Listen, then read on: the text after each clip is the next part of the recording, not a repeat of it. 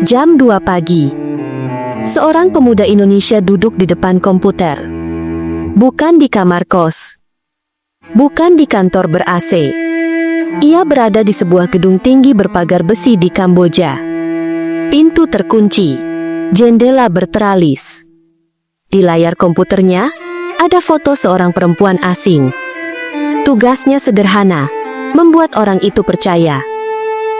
Lalu mengambil uangnya. Jika gagal, ia dipukul. Jika menolak, ia tidak diizinkan pulang. Ini bukan cerita film. Ini adalah kenyataan yang dialami ribuan orang dalam krisis scam dan eksploitasi tenaga kerja di Kamboja. Banyak dari mereka datang dengan harapan. Mereka menerima tawaran kerja dari media sosial, admin online, customer service, kerja santai, gaji tinggi. Tidak ada yang mencurigakan. Semua terlihat profesional. Sampai mereka tiba di Kamboja. Paspor diambil. Ponsel disita. Dan sejak hari itu, mereka tidak lagi bebas menentukan hidupnya sendiri.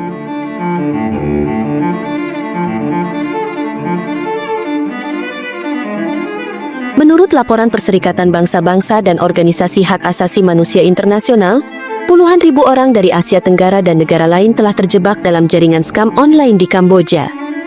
Mereka bukan kriminal.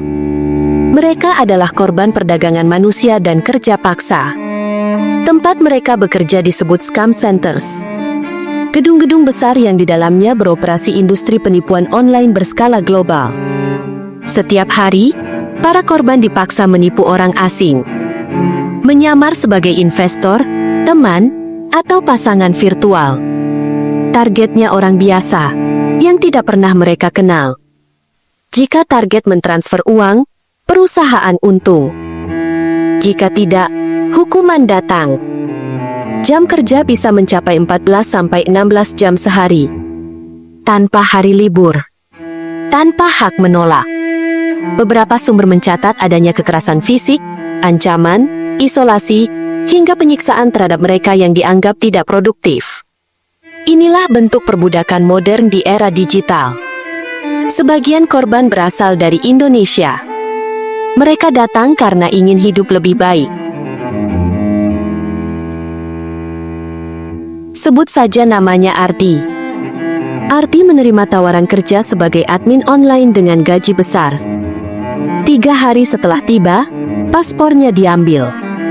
Hari kelima, ia dipaksa menipu orang. Ia tahu itu salah.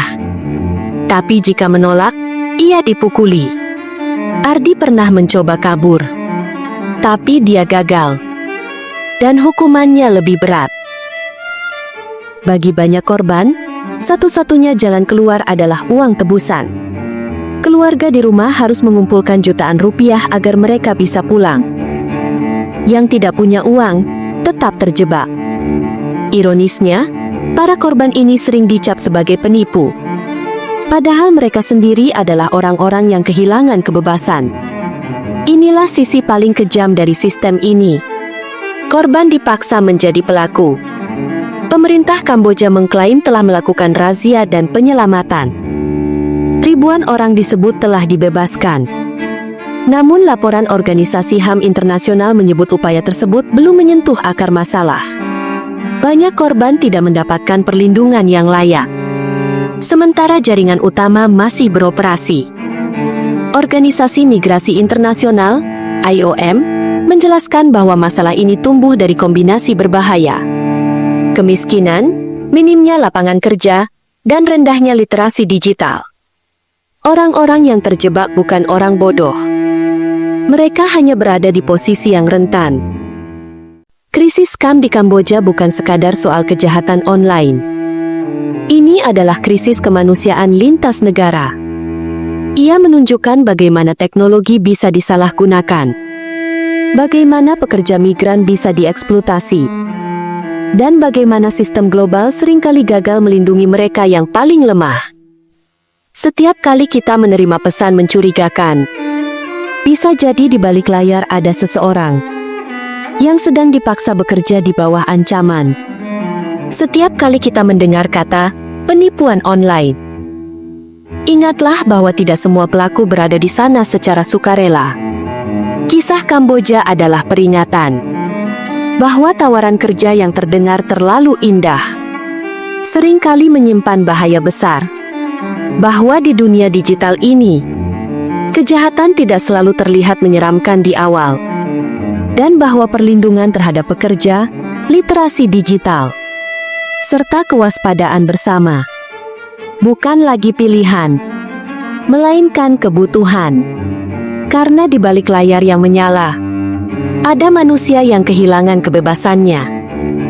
Agar sistem ini terus berjalan,